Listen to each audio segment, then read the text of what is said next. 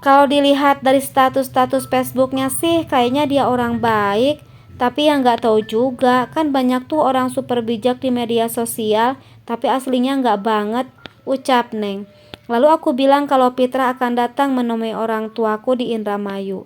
Mereka antusias mendengarnya. Kami doakan semoga semuanya lancar ya Mil, kata Nurul tulus. Amin. Aku mengangguk takjim. Tapi gue deg-degan nih. Deg-degan kenapa? Aku menjawab, gue sebenarnya belum cerita sama ortu. Lah gimana sih lu? Neng menepuk kening. Katanya sudah mantap. Iya, tapi gue butuh waktu untuk mengenalkan Fitrah ke bapak sama mama. Bantu doa ya. Sengaja tak kuceritakan pada mereka tentang Arya, karena toh aku sudah mengambil keputusan tidak akan menerima Arya menjadi calon suami. Aku hanya butuh penguatan dan doa dari mereka agar aku dan Fitrah diberikan jalan yang mulus untuk sampai ke pelaminan. Pagi harinya sehabis sholat subuh, kondisi di rumah Nurul sudah tampak sibuk. Jam 6 pagi aku dan Neng sudah berdandan cantik, sedangkan Nurul akan dirias dan berganti baju ketika di tempat acara nanti. Tepat pukul 7 pagi kami berangkat ke tempat acara. Perjalanan dari rumah Nurul ke lokasi sekitar 15 menit naik mobil. Sesampainya di lokasi, Nurul langsung bersiap berganti baju. Di sana sudah menunggu penata rias yang akan mendandaninya. Aku dan Neng menemani proses menata riasnya sampai selesai. Mil, aku udah mau nyampe nih. Acaranya jam berapa? Rahma mengirimku pesan. Akadnya jam 8, Mak. Aku menatap jam di pergelangan tangan. Waktu menunjukkan jam 7 lewat 20 menit. Ini lagi nungguin calon pengantin pria, masih di perjalanan juga. Habis ini mau langsung ke masjid. Oke. Aku mematikan layar HP. Ya ampun, aku sampai lupa memberi kabar ke Fitrah kemarin. Kunyalakan HP kembali dan mengirimnya pesan. Bang, maaf ya kemarin aku kecapean, jadi lupa ngasih kabar. Dia langsung membalas. Gak apa Neng, yang penting Neng baik-baik aja. Kemarin aku juga sungkan nanya, takut ganggu, katanya disertai emotikon tersenyum. Ya, alhamdulillah aku baik-baik aja. Acaranya udah dimulai? Belum, bentar lagi. Banyakin doa ya Neng. Doa apa Bang? Biar hubungan kita dimudahkan, dilancarkan sama Allah. Katanya doa saat menghadiri akad nikah itu mustajab. Hehe, iya Abang, juga jangan putus berdoa ya. Siap. Setelah itu aku dan Neng pamit duluan ke masjid. Nurul mengangguk. Dia bilang akan menyusul bareng rombongan keluarga. Sesampai di masjid, kulihat dari kejauhan beberapa mobil memasuki area parkir. Rupanya rombongan pengantin pria sudah tiba. Tak lama Rahma juga sampai di lokasi. Lu berangkat bareng sama rombongan pengantin? Tanya Neng. Haha, ya enggak lah. Rahma terbahak. Kebetulan aja datangnya barengan. Nisa belum datang? Belum, bentar lagi kayaknya. Nisa akhirnya datang 5 menit sebelum akad nikah dimulai. Tergopoh-gopoh dia masuk ke dalam masjid lalu duduk di sampingku. Dengan napas tersengal aku berbisik padanya, Dari mana aja sayang? Ini acara mau mulai, kebiasaan deh. Hapunten atuh jeng, ucap Nisa sembari mengelap keringat di keningnya dengan tisu. Logat Sundanya terdengar begitu kental. Abdi teh kedah ngarengsekeun heula padamelan di bumi. Repot masak, mandiin anak, lanjut nyuapin. Setelah titip bocah ke neneknya, baru deh bisa berangkat ke sini. Tepat pukul 8 pagi acara akad nikah dimulai. Rangkaian acara akad itu begitu syahdu. Nurul meneteskan air mata seusai suaminya mengucap ijab qabul, membuat kami ikut terharu. Dan yang paling terkesan waktu mengikuti prosesi akad nikah tersebut adalah tak kalah seorang ustaz memberikan tausiah pernikahan pada kedua mempelai, juga pada semua tamu yang hadir. Setidaknya ada 4 kriteria memilih calon pendamping hidup. dan sah-sah saja bagi siapapun untuk menerima atau menolak calon pasangan dengan mempertimbangkan salah satu dari 4 kriteria ini. Lalu sang ustadz menjelaskan apa saja kriteria tersebut. Pertama, melihat paras wajahnya. Artinya setiap laki-laki boleh memilih pasangan yang dianggap cantik. Begitu pula sebaliknya, perempuan boleh menerima laki-laki yang dianggap tampan. Karena fitrah manusia memang suka pada keindahan, termasuk keindahan wajah. Namun yang diingat bahwa manusia akan menua, regenerasi sel kulit kian melemah.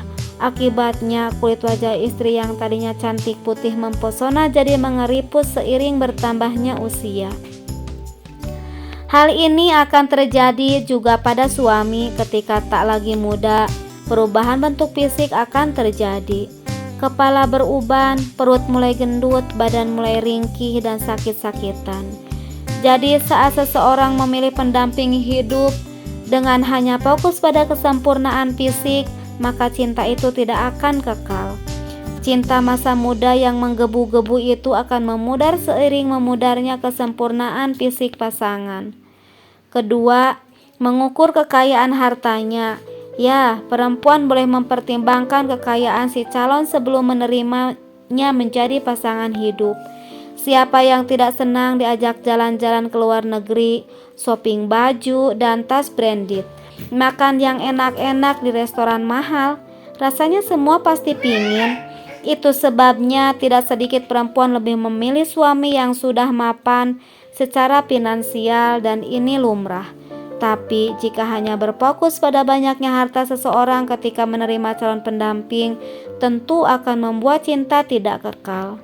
Oke, sekarang suami sedang di masa jaya, kaya raya, dan punya ketinggian tahta.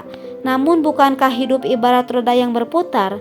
Tidak ada yang menjamin suami akan berada terus di posisi sukses seperti sekarang. Bisa jadi, nauzubillah, nanti pasangan mengalami kebangkrutan, ditipu orang mungkin, hingga tak punya lagi harta benda. Maka bila hal itu terjadi, cinta seorang istri akan jadi kosong sebagaimana kosongnya aset dan saldo tabungan di bank. Ketiga, meneliti silsilah keluarganya. Sah-sah saja kita memilih pasangan dengan melihat dari mana ia berasal dan bagaimana nasib keluarganya. Anak presidenkah? Cucu menterikah? Keponakan pengusaha besarkah? Boleh, karena sifat manusia memang suka berbangga-bangga pada gelar yang disandang. Hanya saja, semua aksesoris itu hanya tempelan semu. Dia tidak menjamin kebahagiaan hubungan rumah tangga. Betapa banyak seorang istri merasa tidak nyaman berada di lingkungan keluarga suami yang high class. Terlalu banyak protokol rumit sebelum melakukan sesuatu. Contohnya saat mau makan, bagaimana cara duduk di kursi dengan sikap yang benar. Bahkan untuk memegang pisau, sendok dan garpu pun diatur sedemikian rupa. Bila cara makannya tak sesuai pakem, ia akan disindir, dinyinyiri, atau bisa dicap sebagai orang yang tak berpendidikan oleh keluarga besar.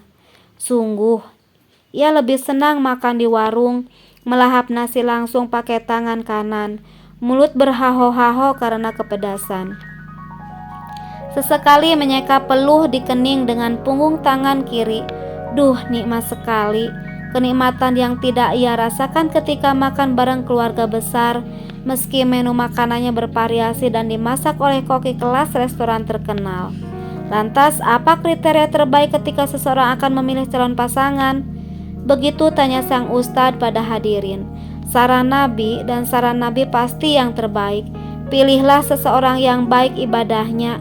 Setelah itu sang ustadz menjelaskan bahwa orang yang soleh artinya ia punya hubungan baik dengan Allah, dan orang yang baik hubungannya dengan Allah pasti akan berusaha untuk selalu membahagiakan pasangannya. Karena membahagiakan pasangan merupakan perintah Allah yang telah dicontohkan oleh Rasul-Nya. Laki-laki yang paling mulia, begitu sabda Nabi yang direkam dalam kitab Sahih Bukhari Muslim, adalah ia yang memuliakan istrinya. Cinta dua insan yang sama-sama taat pastilah abadi. Kadar cintanya tak akan berkurang meski kecantikan wajah istri mulai memudar. tak luntur meski sang suami mengalami kebangkrutan usaha. Bahkan mereka akan menjaga satu sama lain, membuat cintanya makin bertambah. Seiring bertambahnya uban di kepala, sebab bagi mereka pernikahan adalah ibadah. Menikah adalah perwujudan dari menggenapkan separuh agama. Mereka akan saling mengasihi karena dari awal niatnya sudah bersih dan suci. Tak letih untuk saling menasihati sebab mereka tidak hanya ingin berpasangan di dunia ini, namun tetap menjadi kekasih di surga nanti. Tak terasa mendengar nasihat itu, tiba-tiba pandanganku mengabur, dan beberapa detik kemudian luruhlah bulir-bulir air mata di pipi. Tiba-tiba aku teringat seseorang di Surabaya sana. Ya, dia memang bukan orang kaya, tapi insya Allah dia baik ibadahnya. Sepulang dari pernikahan Nurul, aku harus bilang pada bapak dan mama tentang hubunganku dengan Fitrah, apapun caranya.